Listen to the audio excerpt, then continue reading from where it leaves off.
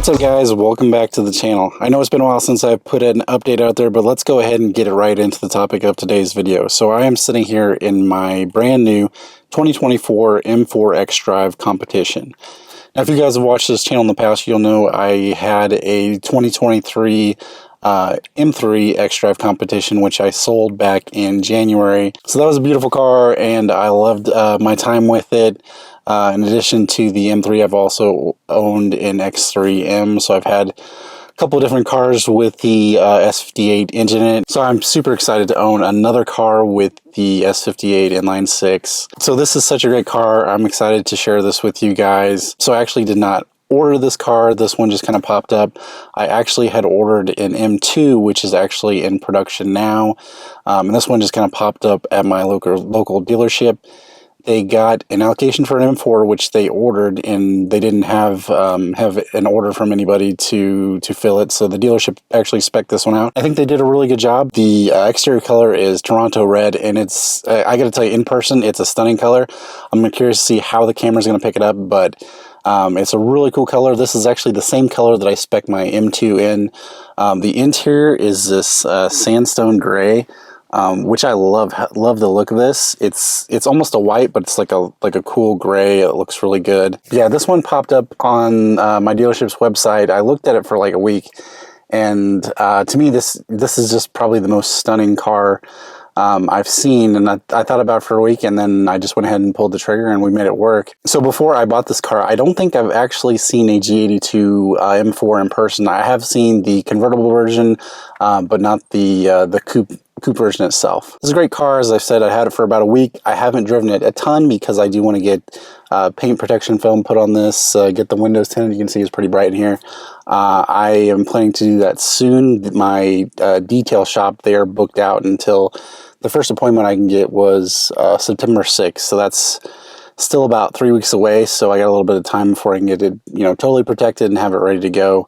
So I'll probably, just drive it a little bit during then. It's really hard to not drive it because it's such a great car, but I've got that and the break-in period before we can really open this thing up. But yeah, let's go ahead and do a quick walk around. I can show you guys the exterior of this beautiful car. So we'll start at the front here. You can see it's got the controversial grille, or it was the controversial grille. Some people had a problem with it, but me, I think it fits really good in with this design.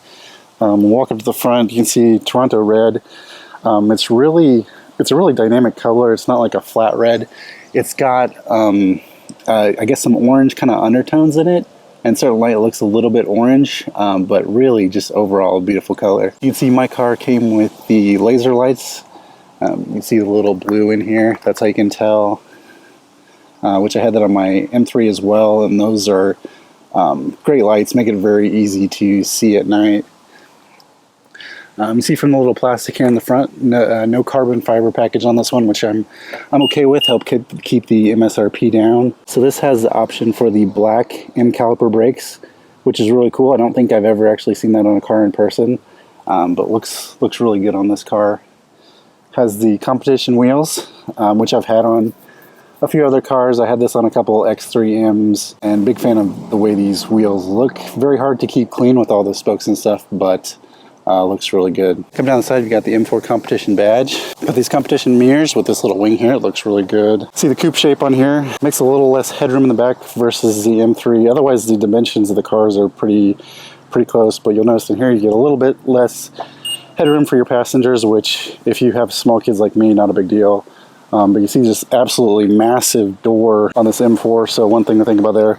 And I think I'm going to get it wrapped in paint protection film just because this, you go in parking lots and stuff, this is going to swing out so far. Yeah, it makes it look really good with the coupe design. I think I've always been a fan of the M3, but with this design, and seeing this in person now, I really think the M4 is the superior looking version of the car. You can see on the back, we've got the quad tip exhaust.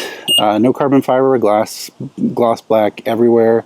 I may add some carbon fiber pieces in here. I especially like the carbon fiber splitter that I had on the M3, so I may add that at some point, but I think it looks pretty good in gloss black.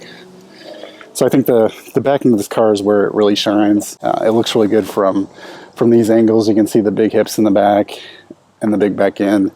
Looks really good. Got the M4 Competition badge here, and then one of the biggest BMW emblems you'll see on a M car for sure. Here's a side view to get you a better shot of the coupe shape.